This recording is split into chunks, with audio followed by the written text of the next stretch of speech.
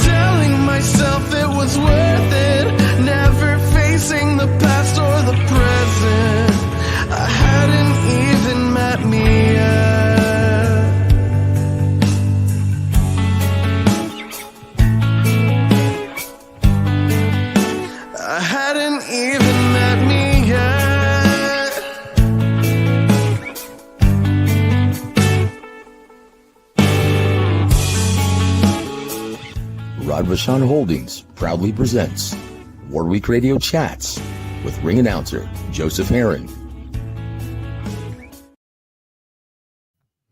Guys, welcome, welcome, welcome. Happy Wednesday to all of you guys. And I tell you what, I apologize. I'm going on a little bit late, but had a lot of things to take care of today. And I tell you what, I'm a little too late for my brother Adam Lopez, who was supposed to be joining me. But I understand. It's pretty late, guys. But I tell you what, I had a really fun time watching Boxer on Netflix.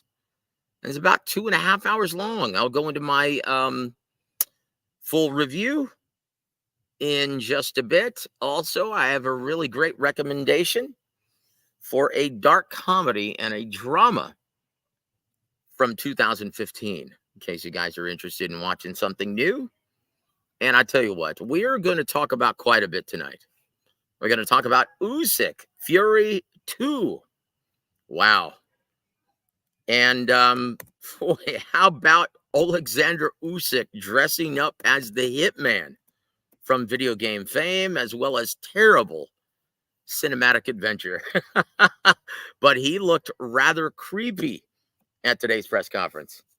And honestly, I am stoked to the gills to see this, guys. December 21st can't come soon enough. We'll also talk about Terrence Crawford. And is he going to face Bakram Murtazaliev, the destroyer of Tim Tszyu? And how would he fare? Well, we'll get trainer Bozy Ennis' take on that. And you see what you guys think about this. Also, I'm going to talk about my brother Javen Sugar Hill Stewart and his comments at the press conference today.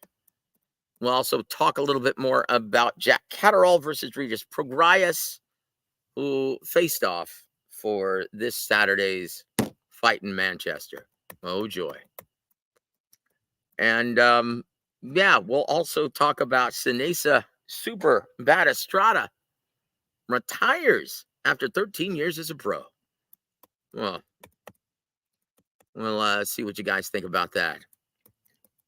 Oh, Chingao. But I tell you what, guys, look, honestly, after watching this press conference, I am stoked to the gills, guys. I can't wait. This is going to be an amazing, amazing fight. And guys, if you have your headphones, please join me. Let me give a big shout out to some rando. He says Fury by KO stoppage. You know, he wasn't too far away from KOing Alexander Usyk in the first fight if he just doesn't play with his food.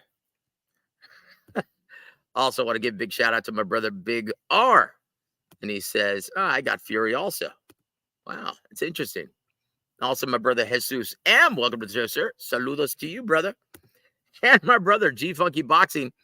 Ain't no money in San Antonio. That's coming up in another terrible fan takes on Twitter/X. Chingow. I swear these fans, man, they're uh, it's almost too stupid to believe. But yes, you know what? Well, that's coming up, guys. I do want to stay on this Usyk Fury too. And G Funky, if you're not doing anything, man, grab your headphones, brother. Join me tonight, man. This is gonna be fun. But guys, look, I promised you guys yesterday that I would do a review of Boxer on Netflix, and I'll talk about the pros and cons of this. And I made a trailer video for it to promote my new channel, which is called Movie Reviews and Trailers. And this is my first minute video, and I'll play it for you guys at this time. This is the trailer I just made, and forgive me, I had to speed up my voice so it could be within a minute time. And I didn't go into any specifics. That's going to be later on in 2 weeks after everyone has watched it, and I'll do a spoiler video for this as well, because I have a lot of things to talk about regarding this movie. It was really entertaining. Not exactly a good feeling romp, a feel good romp on Netflix. And I think this is partly because it was a Polish film, and Polish dramas, unlike Americans love happy endings. Now, I don't want to give the ending away or anything, but this was a very almost quasi now yeah, I don't want to give anything away. Put it this way, it's a little less than triumphant. And there are some pros and cons of this movie, but for 2.5 hours, it's a very, very good drama. And some of the fight scenes aren't exactly that great, but it's very, very well made. It's not the most beautifully shot movie I've ever seen, but it's a very good drama, and it's very well acted. The character development is quite good. And I'll go into everything once I show you guys the trailer. Here it goes. This is the one I just made today. You need to watch this if you crave raw, emotional storytelling. Get ready for Boxer on Netflix. Boxer, the latest film from director Mitya Okorn, packs a punch with its gripping storyline and stellar cast, featuring Eric Kulm as the fierce and determined protagonist, Adriana Klebitska bringing depth and heart, and Eric Lubos delivering a powerhouse performance. This isn't just another sports drama. It's a journey of resilience, passion, and the fight for redemption. Written by Ivan Bizmarowicz, Mitya Okorn, and Lucas Coleman, Boxer offers a unique Polish perspective that you won't find anywhere else. Feel every punch, every setback, and every triumph in this cinematic experience that's both inspiring and dramatic. Whether you're a boxing fan or just love a great story, Boxer is a must-watch. So grab some popcorn, make yourself comfortable, and dive into Boxer, now streaming on Netflix. So there it is, guys. There was my brief trailer, and it's the first one I made for my new channel, Movie Reviews and Trailers, right? And look, the biggest glaring deficiency, it's, once again, this is geared towards sports fans and guys who just love the storytelling that only boxing can provide. Here's where it falls short. Like, once again, if you're a knowledgeable boxing participant like myself, it gets really, really old consistently seeing people within the business as the true antagonists, right? Yes. And that's a great question. Raphael, welcome to the show, sir. And thank you, my friend. And I'll tell you exactly what this is loosely based on. This is based on Darius Mikulchevsky, the Tiger. That's it. And guys, and once again, this here's where it falls short, Raphael. And once again, I'm sick and tired of movie makers portraying everyone within the business as the dastardly villains. Um, Now, did you pick that up as well, Darius Mikulchevsky? So that's who it's about, right? And uh, I can't stand it. And now, once again, let me give you guys a history lesson. And Hollywood is infamous for portraying like when it was run by the mob. They always hear, see, your gal gets it if you don't take a dive in the fifth. She's curtain, see. I hated that crap. And that, even going back to Pulp Fiction, man, that's pride messing with you. Take a dive. It's like I'm sick of hearing that because the truth is, going back historically, now there were rare anomalies in which, yes, the mob did pay judges, pay refs, pay fighters to take a dive, but those were anomalies. Those weren't the norm, guys. The truth of the matter is the mob was a lot smarter than that.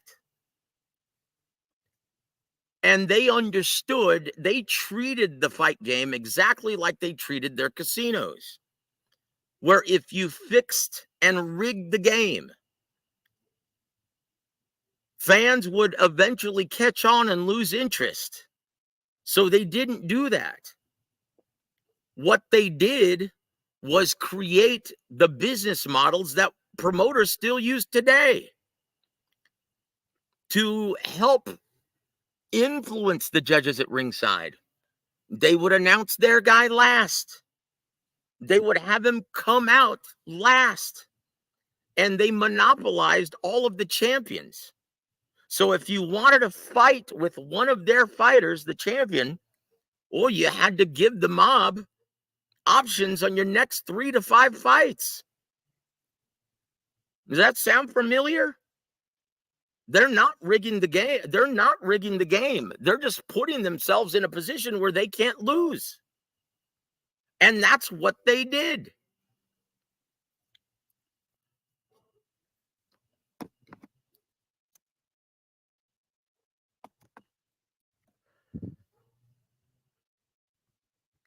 And that's the problem I have with this movie. I'm sick and tired of seeing everyone. Now, I understand that this is a period piece, right? But you know what? Enough's enough, guys. It's like no wonder people think, oh, it's shady. Oh, it's rigged. Oh, oh, the fight game is. No, it's not, guys. And honestly, movies like this leave a bad taste in the mouth of fans who, well, when things don't go right for their fighter, who they're rooting for, they automatically think that it's rigged and it's shady business. That's garbage, guys. Well, then why watch? Once again, the mob understood this. And it's movies like this that depict the fight game in a terrible light. That's what's wrong. But other than that, this is a really compelling drama that is very well acted. And it is worth your 2.5 hours to watch it. I had a really fun time watching this. But it's almost like you're used to seeing Rocky. You're used to seeing Cinderella Man. You're used to seeing Creed. You're used to seeing movies where it's a triumphant ending. But since this is a Polish-made drama, Eastern Europe, they don't always end things with a happy ending. And that's the only thing I'm going to tell you guys about this movie. And, it's almost like it reminds me of, do you remember that movie with Jake Gyllenhaal, Southpaw? That was another excellent boxing drama. But it's like, gosh, you feel bad for this guy because he's consistently shooting himself in the foot, making one wrong decision after another. And his lovely wife, man, and she does an excellent job. The young lady who portrays his wife and the mother of his child. She is always there through thick and thin, and even through his, adultery and just one bad decision after another. It's like, you're like, come on, guy. It's like, come on, dude. It would it kill you to do the right thing once? But it's very, very well made. Not the most beautifully shot movie in the world, and some of the fight sequences, yeah, leave much to be desired. As a real fight fan and someone in this business, but yeah, this is geared towards mostly casual and mainstream fight fans who don't know any better. But I do recommend this movie, and I would give it 3 out of 5 stars. So, guys, if you have time on your hands and haven't seen this movie yet, go check it out. And once again, thank you, brother, for the super chat. And thank you for recommending this, Raphael. I would have never even known about this. Thank you, brother. And Raphael says the one promoter, right? You know what? It's almost like he almost reminded me of the German promoter who used to be the promoter of the Klitschko brothers before they became big stars. And the name eludes me. And it was the same promoter of Darius Mikulchevsky. And once again, the Tiger. Everyone wanted to see Roy Jones Jr. fight Darius Mikulchevsky, but because he was a big star in Germany, it just never. And Roy Jones refused to go to Germany for the obvious reasons. That fight never materialized, and then Mikulchevsky just fell off the face of the earth. And that's what this story is loosely based around. But yeah, very good. Very heard. Anyway, thank you, Raphael. I appreciate you recommending this, and I really had fun watching it. And I recommend all of you. And once again, we'll get into more specifics in a couple of weeks after all of you guys have watched it. And I'm going to do a spoiler video after that. But guys, let's finish saying hello to our dear friends in the chat. And I'll tell you what, and in a bit, I'll give you my next recommendation after we talk more about Usyk Fury 2 and get your guys' thoughts, and I'll give you mine about this press conference, right? Once again, fuck it. Ain't no money in San Antonio. Yeah, it's only the 7th largest metropolitan area in the United States. Yeah, okay, no money. Black man, welcome to the show, sir. You should have put out horror movie reviews. You know what? I will. Seeing that it's Halloween, brother, over the next week, I'm going to put out a couple, including a movie I just saw with Demi Moore. Oh my gosh, guys. And I'm not going to get into that just yet. Well, you know what? Excuse me. I will give you guys I'll show you guys the trailer for it, because I just saw that a couple days ago, and wow. All I can say is this: do not eat anything before or during this horror movie. It is absolutely grotesque, but it is so well acted, and in my opinion, G.I. Jane put forth her career best performance, in my opinion. She really knocked it out of the park, and she makes this entire movie. It is outstanding, guys, and I'll get into that a little bit later. But thank you for joining me, Blank Man. And yes, it is Halloween month, so yes, I will do that review next. Kamikaze, welcome to the show, sir. Good to see you, my friend. Yeah. But guys, let's see what Blank Man has to say. Usyk, first undisputed heavy since Lennox. If he beats Fury again, I think he should win Fighter of the Year. Look, he already has my vote for Fighter of the Year thus far. And if he does, it's a lock. But I'm not so sure that he does. Once again, Tyson Fury, guys, don't count him out. Rematches? Boy, he usually looks great during rematches now, doesn't he? Don't count him out. Once again, in the immortal words of Rudy Tomjanovich of NBA Houston Rockets fame, Never underestimate the heart of a champion.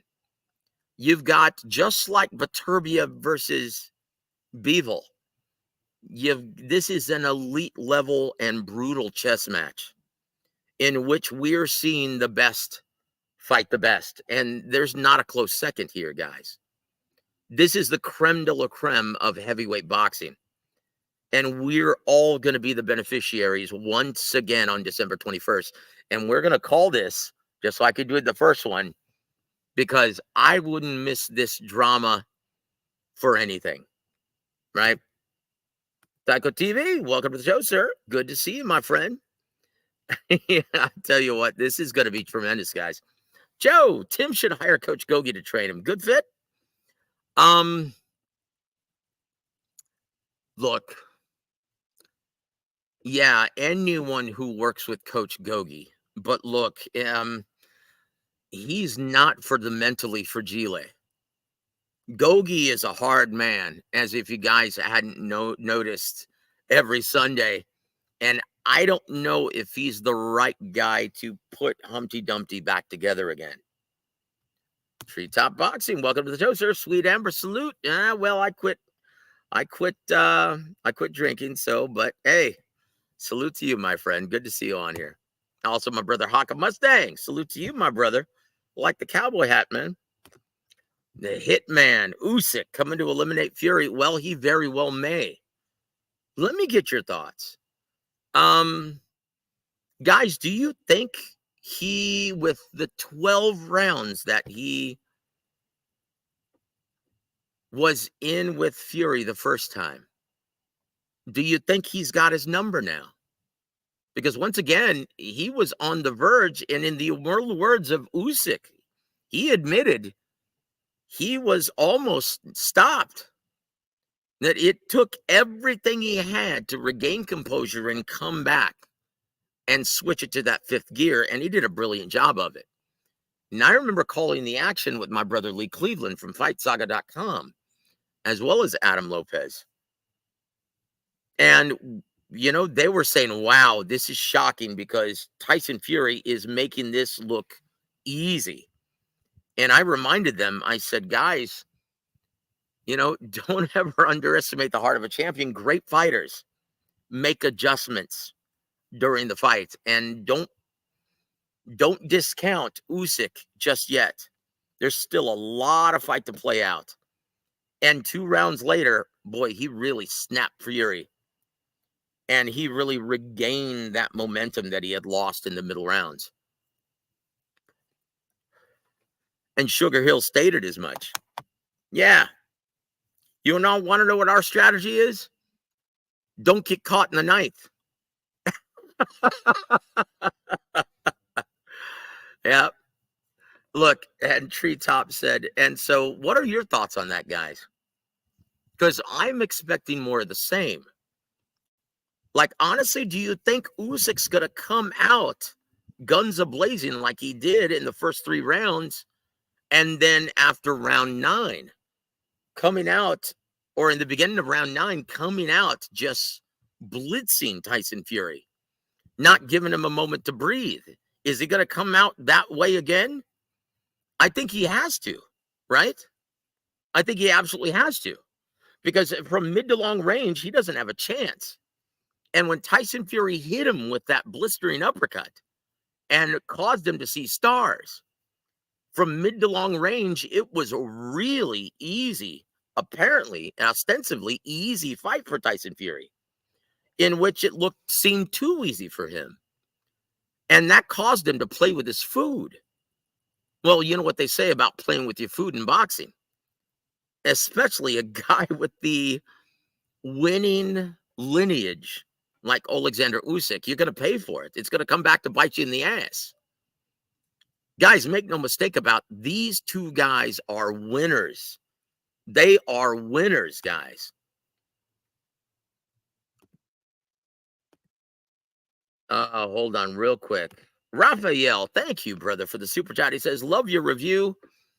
What if we're out of 2? Let's see. What does this say? Oh, 4.5 out of 5 for me, but it's not all happy endings. You know this. Aaron Pryor, Mike Tyson, Roger Mayweather, all drug addicts. Pro Box TV was hot tonight. Jackie Callan was there. I'm sorry I missed it. I had some family things to deal with, but I'm going to go back and watch it, my friend. Thank you, man, for commenting on the review. And once again, I really appreciate the recommendation because I love movies. That is one of my big passions. I'm a musician, but I did movie reviews for almost 7 years with AXS.com before that Examiner. And I will continue to focus on not only movies that are coming out on Netflix and other studios, but I'm going to put up reviews that I had done in the past. And I will say this till the day I die. One of the most underrated eras of cinema in America and abroad were between 2010 and 2020. Like the independent features that came out in America were just amazing. And I'm going to keep promoting that because a lot of these have gone unseen by most people. And that's a damn shame. But yes, you're right, Aaron Pryor. Oh my gosh. And look, guys, I'll tell you a story that was told to me by Don Chargan. He told me that Don King. Oh, hold on, guys. There's something going on here with my internet. My apologies. Let me try to get this fixed. Okay. Okay, we should be okay. So Don Chargan told me, and he's the first one that taught me this. This is something that the old promoters did used to do. And we saw it in Boxer on Netflix. When you make a little money, they would, hey, live like a king, Don King would say to his fighters. This is your weekend. This is your night. This is all about you. Spend money on the gaming tables. Go out and live. Hey, do whatever drug you want. You're a young man. This is your time. Live it up. And they would go blow their entire paycheck, entire purse at the gaming tables. And we saw this with the Vinny Paz story, bleed for this with Miles Teller. He would go out and just blow his paycheck. Sometimes he'd win, sometimes he'd lose. But promoters used to encourage, like Top Rank, Bob Arum used to really, like he used to always try to entice De La Hoya. Hey, live like a king. This is your moment. You're a star. You're a superstar. Yay, go blow money at the gaming tables. And he would encourage him to just blow his money, his entire purse. And why would do that? Well, I'll tell you why. So they wouldn't get fat and lazy, and they would be hungry and have fight again as quickly as possible. And it was a terribly unethical practice. And we saw some of that in Boxer. That's one thing that they did get right. And you know what? Say what you want about Al Heyman, but he always was in this business to protect the fighter and do what for the fighters. Unfortunately, you've got to have a healthy balance between the health of the sport and the health of the fighter. If you give everything to these fighters, paying them exorbitant purses that far exceed their realistic market value, well, then it makes it virtually impossible to put together the best fights. And it's not good for the health of the sport. It keeps them largely inactive. But yeah, unfortunately, drugs and any entertainer, seems to go hand in hand. And I'm just really, really fortunate. And through the grace of God and the power of the Holy Spirit and Jesus Christ, I never went down that road as a musician. I will tell you guys, it is 100% true. All of that. And I'll never forget the best drummers I ever played with back in the 90s. he lost his life because he was a drug addict and he shared a dirty needle and got AIDS and died several years after I started playing with him. And it was such a shame because he was by far one of the most talented drummers I'd ever played with. And honestly, we've seen that in pro boxing with Tommy Morrison. Once again, sharing a dirty needle, not only being addicted to drugs, but also just shooting steroids, pumping animal hormones in his body. Jeez, man, that's what ultimately killed him. So yeah, thank you, my friend. I appreciate you bringing this up. And once again, oh boy, it's a dark, dark place, guys. If you don't subscribe and have Jesus in your life, it's really, really dark place, this evil world. If you succumb to desires of the flesh, yeah, and put your faith and trust in anything of this earth and not in the Holy Trinity, yeah, it can become a very, very dark, ugly place. And so thank you, brother. Thank you for pointing that movie out. I really had a fun time watching it, my friend. But I tell you what, Chingao, Rachel McAdams. You know what, brother? I'm a good Christian, and you know what? The only thing I'll say about Rachel McAdams, she is an amazing actress, and she is a lovely woman. That's it. Yeah, Don. Don was, you know what? Not Don Chargan, but yes, Don King. Absolutely. And Raphael, you've got it right. Jones wouldn't go to Germany and fight Dipsky. Nope. And why would he? Why would he? And once again, there was no incentive for Darius to come to the USA. He was a big star and making a lot of money in Germany, right? That was the reason why that fight never happened. And you know what? It's a shame. It's a shame. Sean Newton's side piece. Good to see you, brother. Thank you for being here, my friend. Treetop boxing. What do you want about? I don't know what you're talking about, brother. What do you mean specifically? Oh, yep. Kale Sauerland. That's it. That's it. That reminded me of Kale Sauerland and his brother. Scallywags. I've never liked them, man.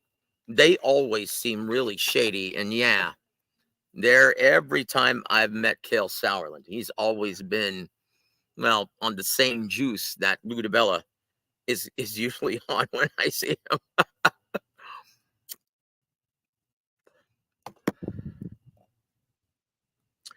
There was something I wanted to address. Hold on. Hold on. Free top.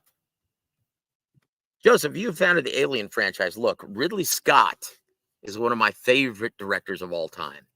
He is a master, guys. And if you haven't seen his Alien movies, once again, I'm a huge fan of the first one. That's what started it all. And it's amazing to see him play everything out. Now, once again, were they perfectly executed in his reboot of the Alien franchise over the past 10 years?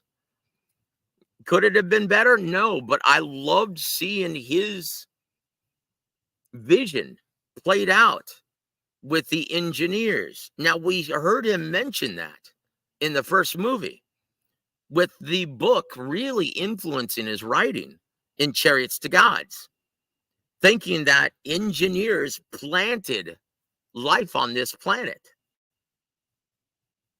And that's what the entire Alien franchise is about. But I tell you what, Sigourney Weaver, holy cow, that by far her greatest performance in the Ridley Scott classic original. And also James Cameron's remake of Aliens was incredible. To me, those two movies will always be standout horror movies, timeless classics. And Sigourney Weaver, boy, what a great femme fatale, right? Just a great heroine in cinema. I can't think of many who were better. And so, yeah, I'm a huge fan of the Alien franchise. And if you'd like, I can do a review before Halloween of the Romulus, the latest movie of the Alien franchise. Absolutely. Well, anyway, I'll share my thoughts a little bit later. But yeah, good call, Refugio, Cal Sauerland. And I will, I'll make a video and I'll talk about it. I have to sit down and think about it, but obviously, my two favorite, Halloween 1 and 2, with the late great Donald Pleasance, as well as Jamie Lee Curtis. But you cannot top those two. Everything else is a very distant second. I will say this, though. John Carpenter is one of my heroes. Escape from New York, They Live, even Vampires I really enjoyed. John Carpenter is one of my favorite American horror directors of all time. And in my opinion, one of the most underrated Halloween movies was Season of the Witch, the third one that didn't include Michael Myers, but it's kind of like what we're seeing today play out, the evil trying to influence young kids. And guys, if you haven't seen it, now I know it's a little bit dated and it's on a low budget. I think it's a Globus and or gosh, what is it? Golden and Globus production. That did the second Rambo movie as well. And they always cut corners in terms of production. But Season of the Witch, man, was terrifying. Especially that scene where they're trying out the Silver Shamrock. Right? Go back and watch that movie. It's incredible. Toby Bartlett, welcome to the show, sir. Good to see you, my friend. What did you think of this press conference earlier today, or dare I say yesterday in your neck of the woods? Tyco TV. Yeah. I'll tell you what. I couldn't feel better. Once again, there's sometimes I do miss my dear sweet Amber, but man, I feel so much better. I highly recommend sobriety, guys. Hawker Mustang, people started disrespecting Tyson Fury just because he lost to Usyk. Look, they started disrespecting him long before that, and it all stems from Anthony Joshua fans. And what happened? What happened? It's like, come on, guys. You can like both fighters and be fans of both fighters. And yeah, Tyco TV has the beat. Fury, he's got the heart of a champion. Don't ever underestimate the heart of a champion, and that swings both ways, guys. Oh, guys, I need to say a couple words about this.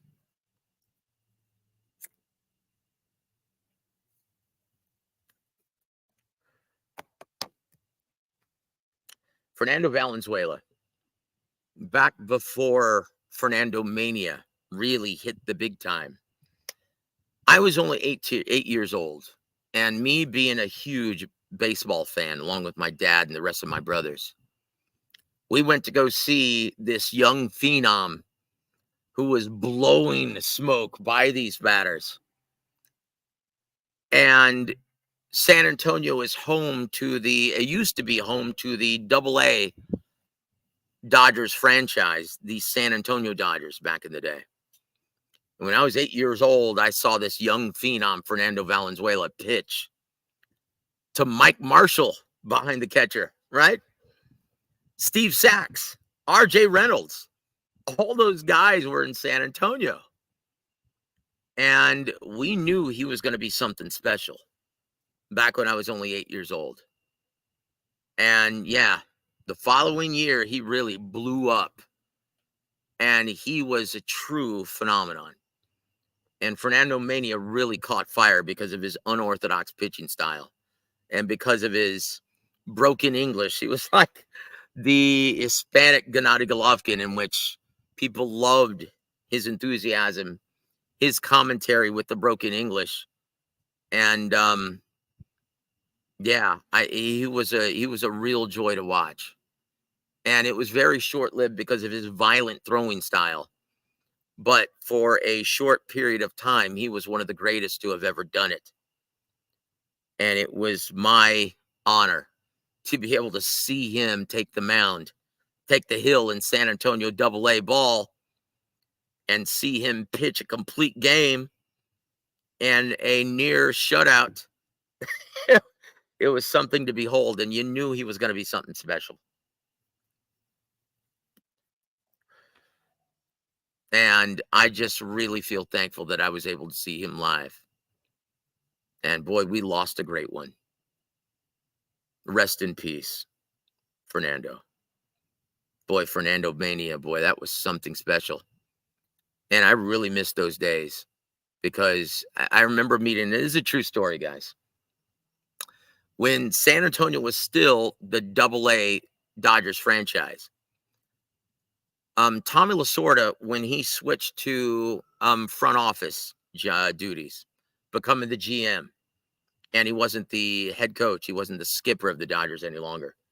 He used to come to the ballpark, and my son, we got his autograph. We had a ball, and we got the Sharpie, and he signed the ball for my son, and my son looked at it, and it just scuffed up his brand new sparkling white ball.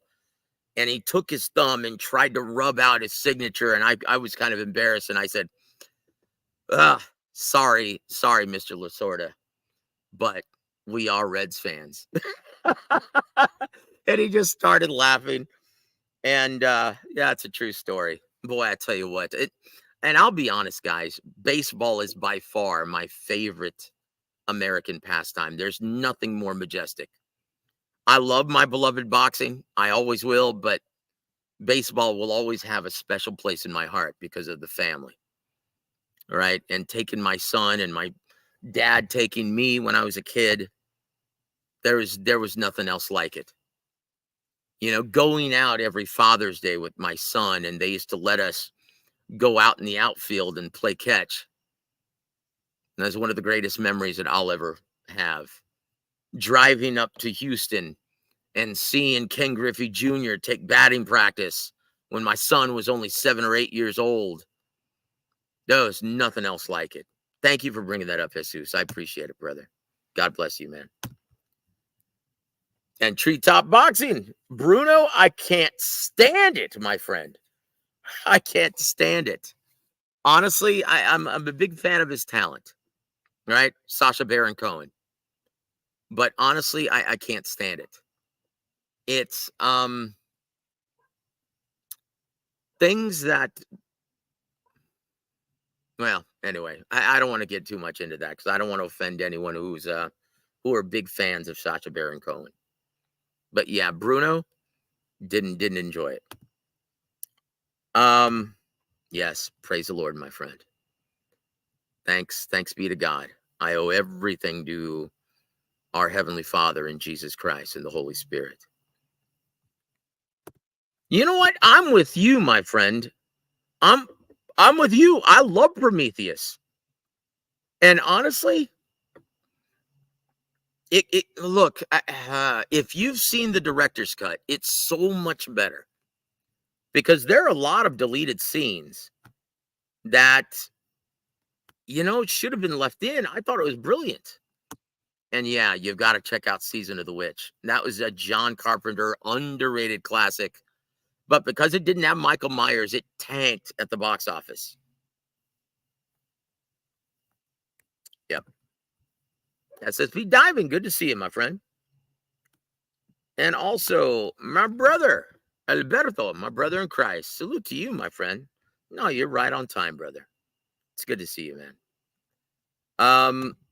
He said, Joe, what are your thoughts on the A's leaving Oakland? You know what? Honestly, honestly, I wish the Athletics would leave California altogether.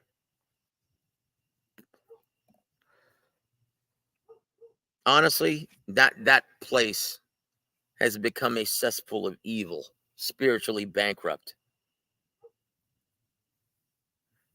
Oh, you know what? And I don't want to get into much of that, but I'm happy for my brother G Funky. He lives in the Northern California area, and he'll be able to go see the A's right in his backyard. They're going to be the Sacramento A's for a couple of years. And I tell you what, I'd be, look, San Antonio has been waiting for a major league franchise for a very long time. And we love our baseball. And we love our AA missions. The San Antonio Missions, aka the Flying Chanclas.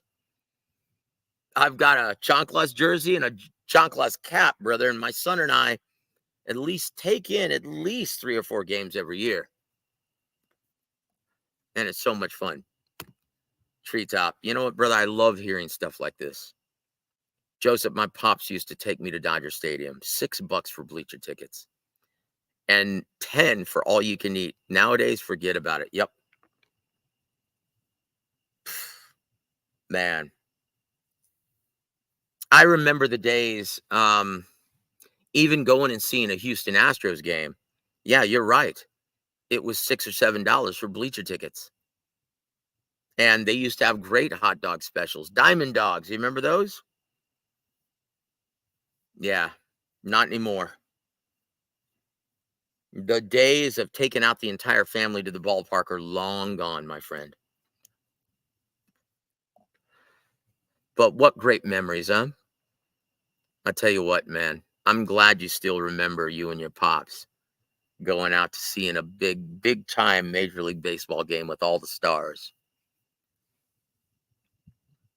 There's nothing better than that, guys. And that's the reason why I love boxing as well.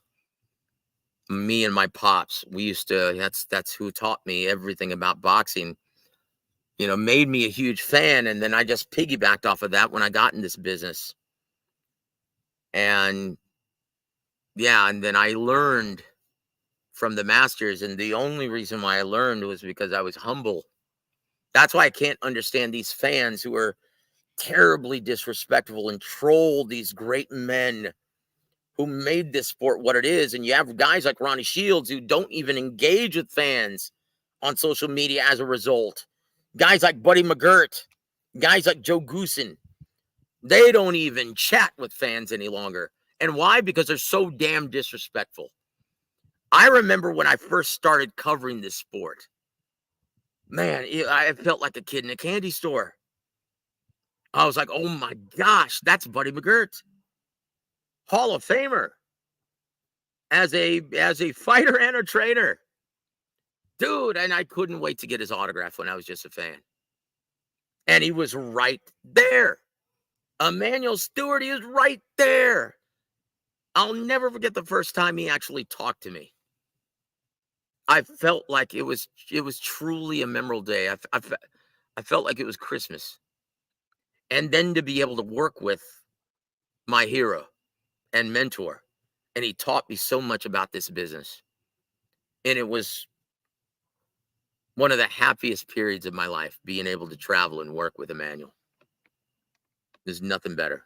As well as the Don Chargan. Boy, tell you what. And the only reason why they gave me the time of day was because I worked my ass off, 1, and 2, because I was humble and I shut the fuck up and I listened to those guys, those great men who everyone in this version of the business, they're merely standing on their shoulders of these great men who made boxing what it is today. And they don't appreciate it. And look at these fans who get credentialed, these guys with these YouTube pages, they don't appreciate shit. And they think by standing up these great men who know more about boxing than they will ever learn, or have forgotten more about boxing than they will ever learn. They're not respectful. They'll try to kiss their ass just to try and get an interview with them. all the while trolling them on social media. But they don't care about learning. They're already experts and they already know everything. Shit. They don't have a clue, guys. And look what it's done to the portrayal of this business and this sport. It's like all they're concerned about is having a hot take and being a critic. All the while disrespecting these great men who risk their health for our entertainment. It's sad. Absolutely sad and disgusting. So thank you for bringing that up, Treetop. That's beautiful, man. Alberto. Yep. It's only 1 month out of the season, right? Where they're called the Flying Chanclas. And that's to raise Mexican heritage awareness, right? My mom, they call it the Flying Chanclas because, yeah, that was her, my mom, God bless her. That was always her disciplinary vehicle of choice. I can't tell you how many times I was spanked with a flying chancla. Oh, boy. Roberto Diaz on the Steve Kim podcast praising Don Chargan. Great. Yeah, you know what? Don and Eric, there's a reason why he calls himself on social media Make a War. And there's a reason why I call our show War a Week.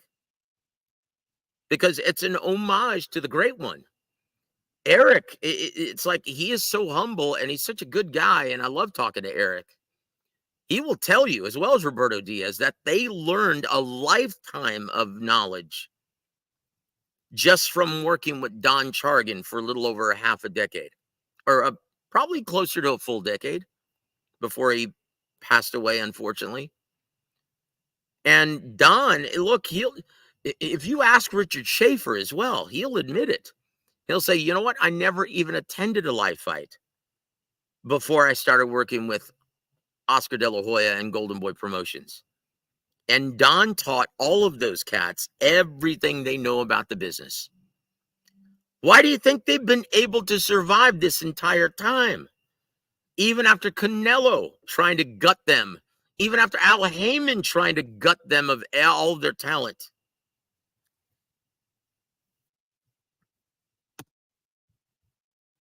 Yes, that's not just a rumor, brother. That looks like it's going to happen. And in my opinion, Jesus Ramos had better let his hands go a lot more than he did against Erickson Lubin if he wants to win that fight, because this is perfect timing. This is perfect timing.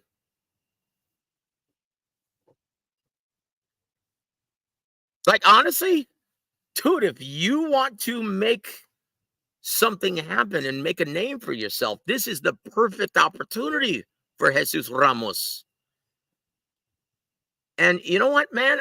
I love this. I love this matchup. This is going to be a great fight. You might see Charlo Castaño 3 in this. This is a great fight. Yeah, you know what? You can't say enough great things about Don Warwick Chargan. Now, think about this, guys. Do you know why he calls himself, or he didn't call himself this? Everyone in the business gave him that moniker, War a Week Boxing, right? War a Week Chargan. Because for over 25 years, when he was the matchmaker for Eileen Eaton, Hall of Fame promoter, when he was working at the famed Olympic Auditorium, he was expected to come up with a new fight card, a completely new fight card every single week for over 25 years. He is in the Guinness Book of World Records for putting together and promoting and matchmaking over 5,000 fight cards throughout his lifetime. That'll never be broken, guys. Don was, boy, he was last of the Mohicans. No one, I don't care who you are, Bob Arum, Don King, they had bigger events, obviously. But there was no one better at cultivating fighters than Don Warwick Chargan. He was the greatest matchmaker to have ever done it. Like, Don would take whatever he had and he would turn them into champions. Look at Tony the Tiger Lopez. This was a club fighter, guys. And he cultivated him to not only a big-time attraction in Sacramento, but he made him a champion. You know what? I'm going to dig these out of the archives, and I'm going to make little videos out of this week. Interviews where I have, you know what? The one that really sticks out was our homage to the great Muhammad Ali when he passed away. Don. Oh my gosh, it's incredible. I'll have to dig that up and I'll make a little video out of it and put it on our page because it is truly amazing. Yeah, honestly, guys, you know, now you guys are pulling in my heartstrings because, yeah, I owe Don an awful lot. And I have so many interviews and so many stories with the great one that, yeah, I have enough where I could make this into a screenplay or a movie. Him and Lorraine Chargan, the dynamic duo of the West Coast.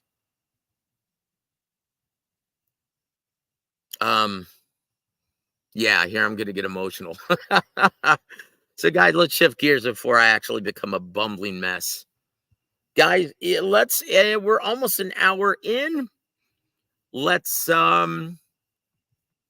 shift gears, guys, before we start talking about boxing again. And once again, honestly, you see Usyk, right? Well, no. I'll get back to that at the top of the hour, guys. I'm going to do a movie review. I want to show you guys one of my favorite dark comedies and dramas over the past 20 years. And it came out in 2015. It's an independent feature. And it was the breakout performance of a very talented female actress named Olivia Cook. She's incredible, and she's become a big star now. But this was her first major role. And she won Best Actress at the Sundance Film Festival. And I think this captured Best Drama at the Sundance Festival that same year. And I'll show you guys the trailer here. It's called Me, Earl, and the Dying Girl. And it is a real underrated gem. And it's such a beautiful movie. And honestly, I defy any of you guys to keep dry eyes while you're watching this. This is an incredible, incredible movie. So here you go, guys. This is the trailer for Me, Earl, and the Dying Girl from Searchlight Pictures, 2015. And I urge all of you guys, if you've never seen this movie, this is a real hidden gem and an American modern classic. And it's so well made, so well written, and it's such a beautiful story. So here it goes, guys.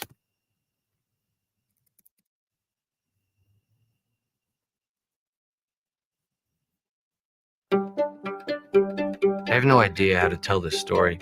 I don't even know how to start it. This is the story of my senior year of high school and how it destroyed my life. Your father and I want to talk to you about something sad. Rachel Kushner has been diagnosed with leukemia. That sucks. It sucks. It sucks quite a bit. You might be someone who could make Rachel feel better. I don't need your stupid pity. I'm not here because I pity you. I'm actually here because my mom is making me. It's actually worse. Everyone was gonna find out sooner or later. One thing you can do if you don't want to talk to anyone is just enter a subhuman state. Pretend you're someone annoying. Hi, Rachel. I'm really sorry you have cancer. That's exactly what I'm talking about. So if this was a touching romantic story, our eyes would meet and suddenly we would be furiously making out with the fire of 1,000 suns. But this isn't a touching romantic story. Anyway. Yep. Who is this little friend? Earl's just my coworker. I've known him since kindergarten. What you got, cat? Wanna fight? Didn't think so, punk ass cat. So you and Greg are co-workers? Nah, we friends. Dude's terrified of calling somebody his friend. Dude's got issues. But how are you co-workers? We make films. Movies? They're terrible. Greg, you never told me. The idea behind each one was we took a film that we liked and we made the title stupider and then made a new film to reflect the new title. It's a formula that only produces horrible films, but for some reason we keep using it. You need to make a film for Rachel. Hi, Rachel. I don't really know you, but I believe in you. I know you're Jewish, but God has a plan for you. Out of all the people in the school, I don't hate you. Damn. You guys were making a movie for me. We tried a bunch of stuff and it's not that good. Now is not the time for your I'm Greg, I suck, nothing I do is any good thing. We agreed to do a film that we have no idea what it should look like or even be. What was I thinking? I'm so tired of you treating this girl like she a burden. Because somebody actually cares about you, her life is over after this.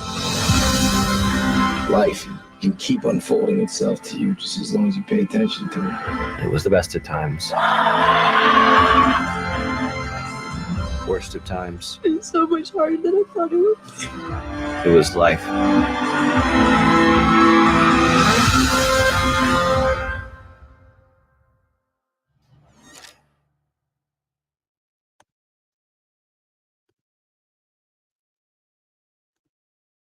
Guys, there it is. Me, Earl, and the Dying Girl. It is so, so good. It is one of the very best movies I've ever seen in my entire life.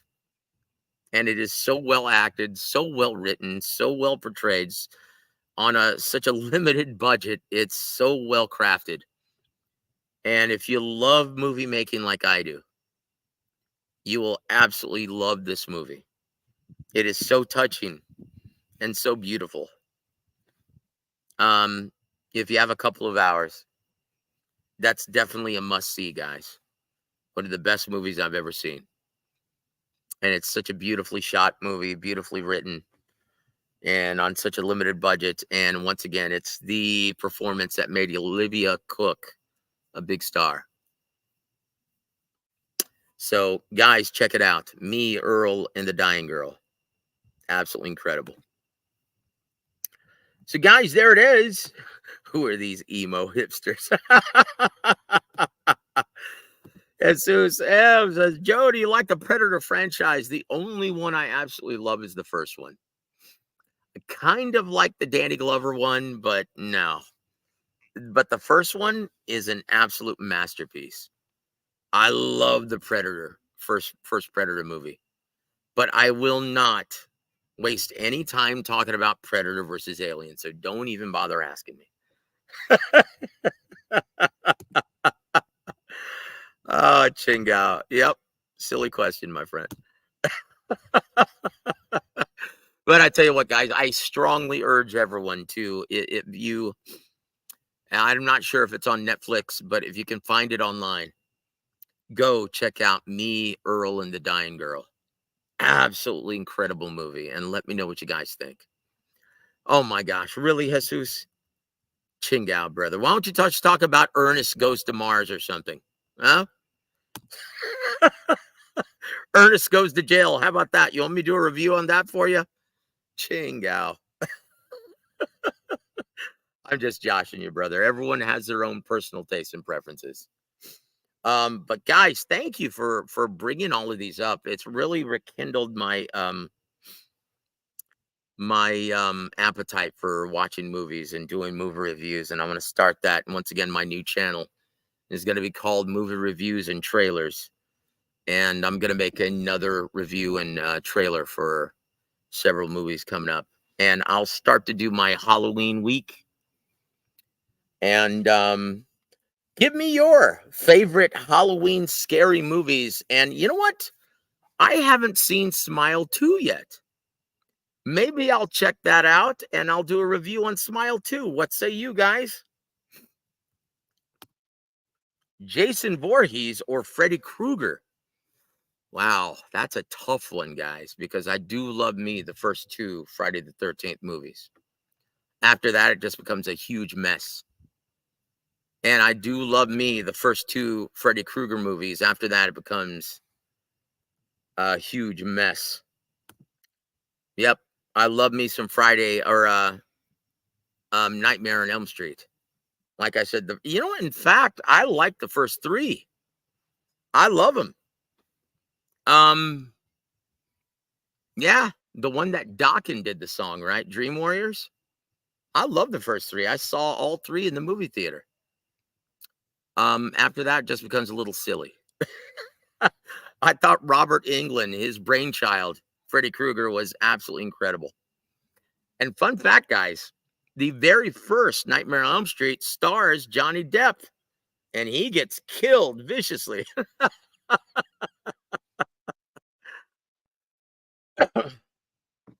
But yeah, guys, let's go back to boxing. Now, honestly, it was very intimidating watching Alexander Usyk as the hitman. He looked downright creepy, right? So how do you think this second fight plays out? Do you think he's going to come out guns a-blazing once again? And how do you see... Oh, wait a minute.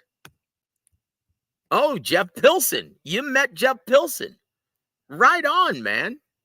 Yeah, Jeff Pilson is a great guy. He's one of the nicest guys you'll ever meet in the music business. A great songwriter, great guitar player, and he's a great singer, actually.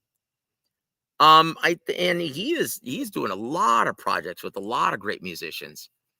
He's still making great music, man. Jeff Pilson, yeah, he's a great guy. That's him. Let's see. Oh my gosh, dude. Thank you for, you know what? I'm going to do a review on that. I'm going to do a video on that because the original Fright Night, and you know what? Maybe I'm stupid, but I actually like the remake also. But yeah, the original Fright Night. Oh man, with Chris Sarandon, with Roddy McDowell. Holy cow, man. That was a great movie, man. That was one of the best movies, 80s scary movies that I had ever seen. That's one of my personal favorites, the original Fright Night. Absolutely loved it. When Chris Sarandon, he's the Dracula character, right? And Mr. Vincent pulls out that cross and he goes, "Arr!" And then he looks and starts laughing. You have to have faith, Mr. Vincent. Woo! Boy, I'm gonna watch that, man, as soon as we yeah. Johnny Depp plays Nancy's boyfriend, and he gets viciously killed. That was one of his first movies. Terrifying movies any good? I got Usyk, Joe. I don't know what the Terrifier movies are. Like, once again, I'm the horror genre is one of my least favorites because very few of them are original. I will say this.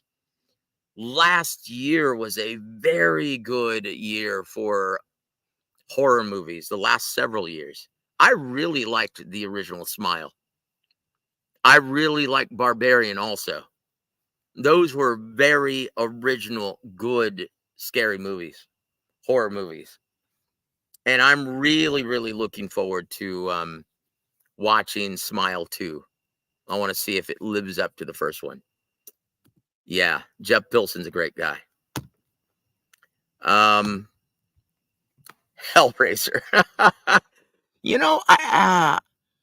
I have to say, guys, I was never a huge fan of the Clive. Was it in Clive Barker books or the films? I didn't think it was all that good. Yeah, man, the remake is outstanding. I really liked it. Yeah, I met the little Irish guy one time in Vegas on fight weekend, and I couldn't understand a freaking word he was saying because he was hammered. He talks about and he talks with that Irish accent. I can think of a great movie. Have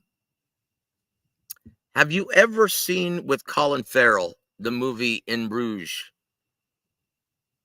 Guys, that's one of the best movies of the past 10 years, In Bruges. Excellent movie, guys. And it's so, that screenplay is so well written and it's so well acted. Guys, let's go back to boxing, though. I need to address all of this boxing stuff before I call it a night, eh? Once again, I love this press conference. It's a shame, though, Thomas Triber, I spoke with him right before I did the show. He's currently enjoying breakfast over there in the UK.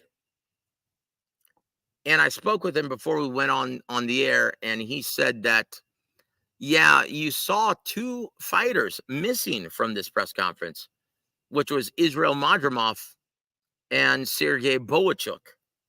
They were absent from this press conference because of visa issues. But they're trying to get that taken care of, and so hopefully they will be present for the next one. But yeah, that's why they were missing from. They haven't been thrown off the card, but they were just absent because of visa issues. Devin Haney's throw up. Look, I'm not going to talk about the Haneys at all during this episode of War Week Boxing Chats, guys. But I want to get your thoughts on Derek Boziennis' latest comments on a potential Crawford versus Murtazaliev showdown. This is what he had to say. He said, you know what? Quote, he said, Terrence is a way different fighter than Tim Tszyu, guys. More strategic, more technical. I think Terrence would actually stop Murtazaliev in the 10th or 11th round. He would have to beat him up and work him, the same as he did against Victor Postal. He would have to work on him. And he also said, I think that would be a good fight for Terrence, and I would put my money on Terrence. I think Crawford would handle that guy rather easily. I know he'd beat him. With Terrence's style, he can box, he can punch, and he can move. Remember, Tim Tszyu was right in front of him the whole time, walking right to him. Terrence isn't going to be giving him any looks like that. So my money's on Terrence. Terrence would be moving his head, using his jab, using different angles, and setting him up. And he is one of the best counterpunchers, if not the best counterpuncher in boxing. So with all of the targets and opportunities that Murtazaliev would give him, I would give Terrence a very good chance to stop him. I would bet on it going the distance maybe, but yeah, Terrence would break him down. Crawford is one of the smartest fighters in boxing, and you would see all of it on display if they had ever fought. What are your thoughts on that guy? Guys? What are your thoughts on everything that Boziennis stated? Do you agree with him? Do you think we'll ever get to see it? Because the biggest dilemma I have with Terrence Crawford is that he makes it virtually impossible for any of these fights to materialize. Once again, guys, pointing to the inflated purse issue. Yeah, it's going to be official, guys, on Christmas Eve. Naoya Inoue versus Sam Gooding. Is it Goodman? Sam Goodman? I'm going to tell you what, guys. Look, at 22, there is no one who can beat Naoya Inoue. In my opinion, his biggest test would be if Junto Nakatani moved up. That's right, it's Goodman. Thank you, sir. In my opinion, his toughest test would be if the giant Junto Nakatani moved up to 22. And that would be the biggest fight on the island of Japan.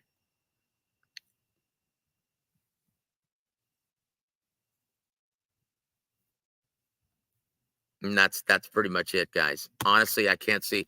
And look, man, I'll bring this up. people talking about, and I don't know why fans have this kind of strange gay adoration for Eddie Hearn, thinking that he can't do anything wrong. And this was brought up to me and G Funky earlier today on social media. And once again, the only reason why I know about this is G Funky pointed it to me. And G Funky was criticizing this promotion on November, I think it's November 9th or something like that, coming up, where Boots Ennis is going to be taking on Karen Chewbacca again, Chikatsian, in a fight that no one wants to see. And in order to get attention to this fight card, he put Bam Rodriguez, making his first WBC title defense at 115, in the co-main event. And these assholes are insistent that, oh, well, Bam's just not a draw, so they want him to gain more fans in Philly. Yeah, put a Mexicano in Philly to gain more fans. Yeah, that's a good one. No, he should be featuring him in San Antonio. That's where he's from. He'd be a huge draw. He's only featured him there once in front of a sellout crowd at the Techport Arena when he made his big announcement to the elite by stopping Sorung Vasai. And he hasn't been back since, because Eddie Hearn's a moron. He's great in the UK. Can't take anything away from there. But he knows nothing about the American market. And this is, in my opinion, aside from Boots Ennis, the best fighter he has on his roster. And he's only been featured in San Antonio once? You've got to be kidding me. And so this guy's response was, oh, there ain't no money in San Antonio. Really? The 7th largest metropolitan area in America. There's no money in San Antonio? Shit. I was like, dude, you've got to be stupid. No money in San Antonio. Ching-ao. Yeah, that's why the NCAA Final Four is regularly in San Antonio, right? Because there's no money in San Antonio? You can't make this shit up, guys. Once again, fans need to just shut the hell up. If they don't know what they're talking about, just admit it. Say, oh, I'm not sure why. That's a very good question. Instead, oh, there's no money in San Antonio. You're going to bring it to Philly. Yeah, okay. No money in San Antonio, the 7th largest city in America. Get the F out of here, man. That's so stupid.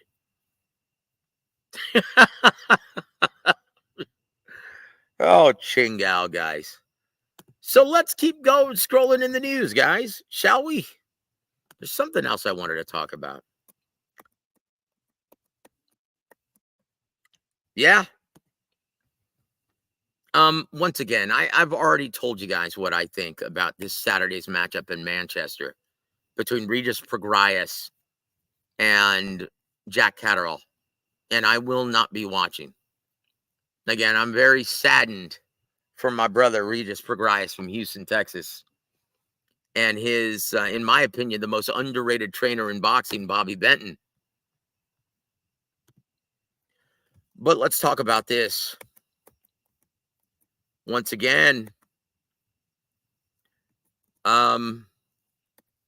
Sugar Hill Stewart, my brother Javen. They asked him, well, have you changed the strategy? What strategy are you going to use? Anything you learned from the first fight? Sugar Hill stated, nah, just don't get caught in the 9th round and we win. That's, of course, he's not going to reveal his entire hand this far out of the fight, right? But he admitted that he still has yet to watch the replay of the 12-round split decision classic. Do you think that's wise, guys? This is what he had to say about it.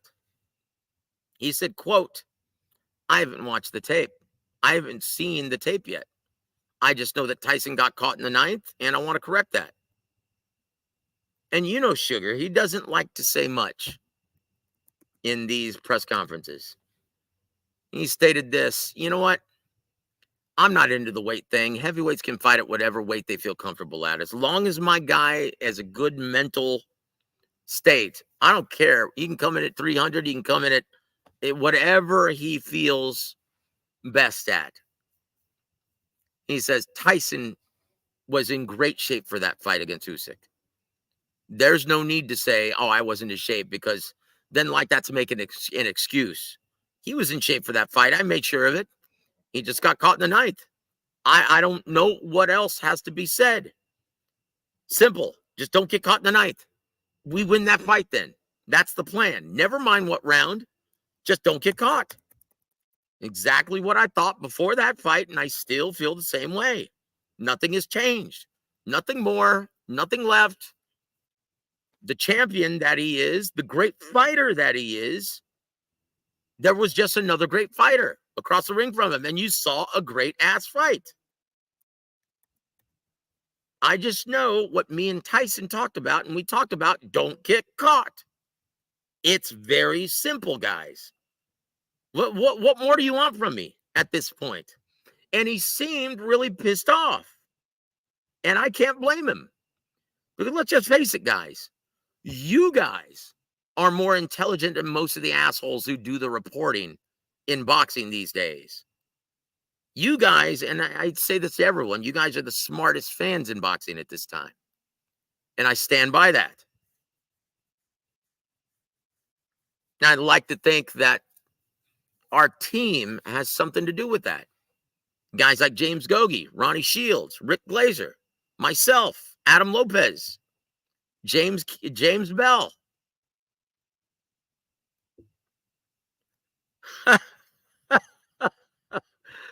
Guys, and you know, I could feel Javen's frustration in this. It's like, dude, what do you want me to say? It's before the fight. Don't get caught. You know, and don't play with your damn food this time. You see him hurt, put him on his ass. That's it. Look, I'll try to talk to Javen. He's not very good. He doesn't like doing media appearances, but I'll talk to Javen, see if I can get him on the show. We go way back.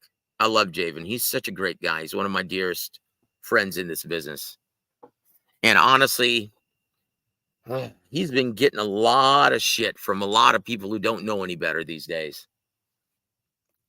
And I really feel for Javen. Like, you know, like him getting shit for the Jared Anderson debacle.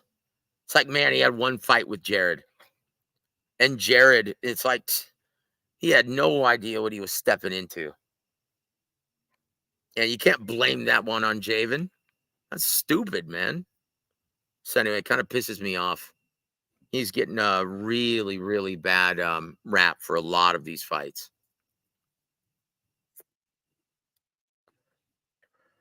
Look, there's a reason why. Who was trainer of the year 2 years ago? What's his name? Guy who used to train Errol Spence Jr. What's his name? Derek James, right?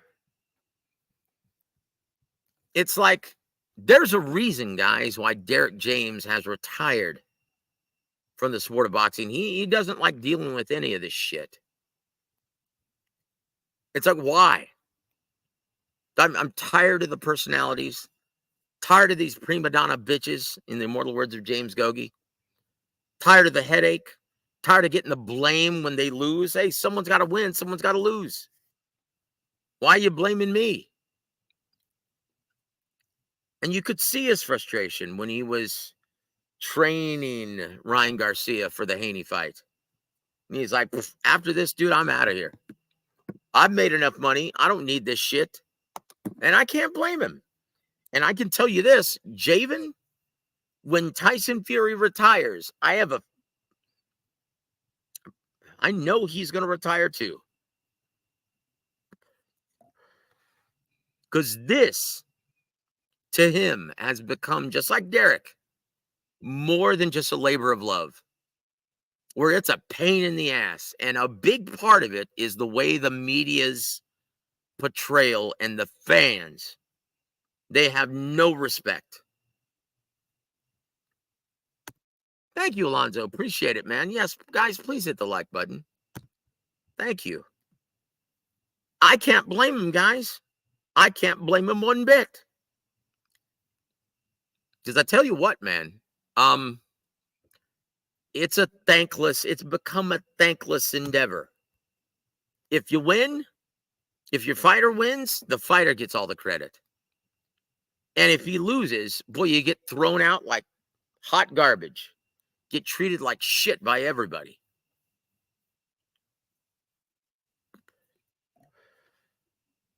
And I can tell you this for a fact. Javen, boy, I tell you what, if Tyson weren't fighting any longer, I don't know if he'd be doing this. And Javen is one of the best guys you'll ever meet in this business. He's a great guy, and he is one of the most knowledgeable trainers in this sport. And idiots, trolls like to pick apart every little thing he responds with. And it's just not worth it. If Tyson weren't doing this, I can tell you he wouldn't be either. And that's a damn shame. Why do you think Gogi is doing what he's doing in Mexico? Not training anyone in the States, because these guys are a bunch of pains in the asses. Bunch of pain in the asses. I can't blame him. It's like you love boxing, you love this business, but you know what? I don't like that part of it. And I'm tired of dealing with it. And more trainers are starting to feel that way. To be honest,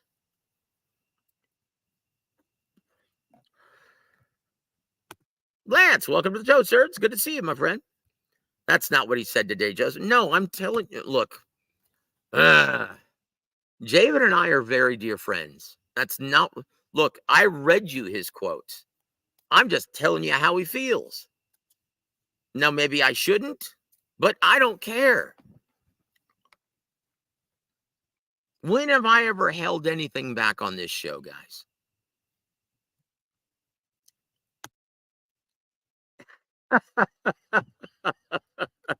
I don't care about that either, guys. I can usually tell who the real Alonzo is.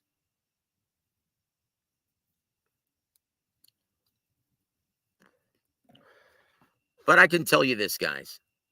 Yeah, you tell him, Alonzo. It's good to see you, my friend. Thank you for being here. I can tell you guys, honestly, Javen, yeah, he's had enough. He's had enough. Shut up, Hashface. Yeah, it's good to see you, my friend. Thank you for hanging with me.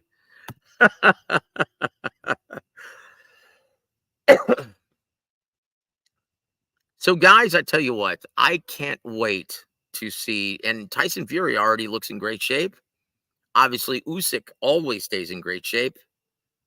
And both guys look like they have something to prove in their highly anticipated rematch. And quite honestly, yeah, Usyk, boy, that's a guy who can turn it on and turn it off. He goes from being the Joker to with the flip of a switch, he becomes the hitman. He becomes the assassin. That is a scary individual, brother. And that is a cerebral predator. And Tyson, boy, he better train harder for this one than he ever had in his life. Or else he may not make it out of the second one. But once again, yeah, I thought Usyk killed it today too, man. Actually kind of gave me the creeps when he showed up that picture, of Tyson getting rocked. Woo! Boy, I tell you what, it got me excited. Oh, Merry Christmas to all of us, guys. We're going to get it December 21st. And I cannot wait to see the co-main event. Hopefully they straighten out their visa issues, because I can't wait to see Izzy Madrimov versus Sergey Boachuk as well. That is a great co-main event for this. I just, look, I can't I can't imagine it playing out any less dramatic than the first. Guys, this is going to be another instant classic, guys, and we're all the beneficiaries of it. This is a great matchup, guys. Yep. That co-main is straight fire, man. These two fights are going to be awesome. Thank you, Turkey LL Sheik. It doesn't get any better than this in boxing, guys. It doesn't. But guys, 90 minutes in, let's recap, guys. Once again, I hope you guys are excited from the launch press conference of the rematch. Hope you guys are excited to see it, as excited as I am. And once again, thank you, Raphael, for all of her recommending Boxer. I really had a fun time watching it, guys. And once again, if you haven't already seen it, I'm going to play the trailer again I made. Please go subscribe to my new channel.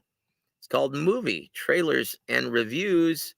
I did a little trailer and a short, very harmless review for the Boxer, currently showing on Netflix. You need to watch this if you crave raw, emotional storytelling. Get ready for Boxer on Netflix. Boxer, the latest film from director W.A.W, packs a punch with its gripping storyline and stellar cast. Featuring Eric Kulm as the fierce and determined protagonist, Adriana Klebitska bringing depth and heart, and Eric Lubos delivering a powerhouse performance. This isn't just another sports drama. It's a journey of resilience, passion, and the fight for redemption. Written by Ivan Bismarowicz, Mitya Okorn, and Lucas Coleman, Boxer offers a unique Polish perspective that you won't find anywhere else. Feel every punch, every setback, and every triumph in this cinematic experience that's both inspiring and dramatic. Whether you're a boxing fan or just love a great story, Boxer is a must-watch.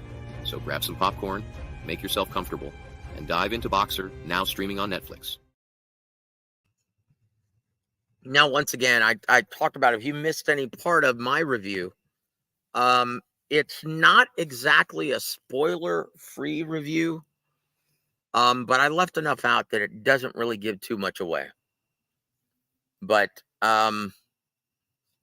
yeah, guys, go check it out. It's worth the 2.5-hour runtime. And if you love boxing like I do, you will be able to pick out, all the discrepancies from guys who really know boxing like you guys do.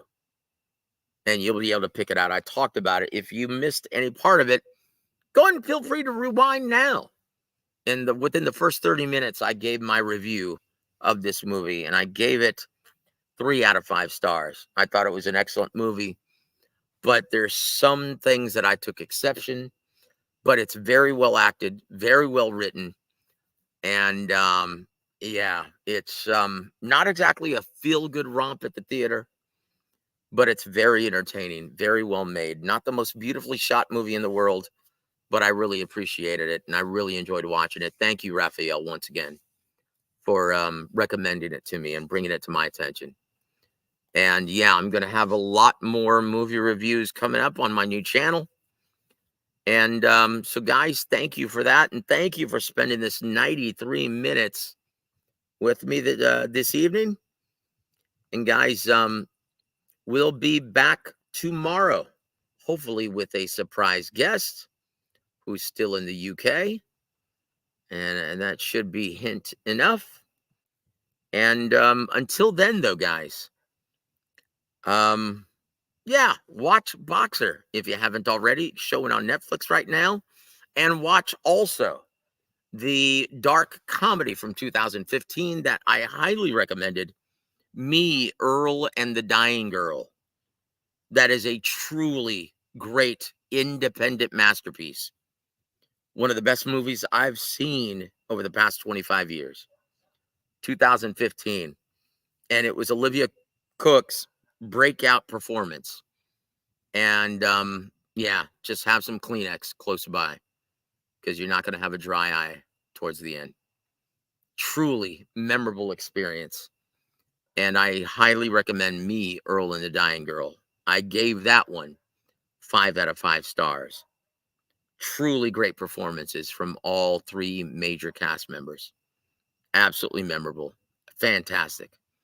Guys, with that said, we'll be back tomorrow. Join me tomorrow for a very special guest.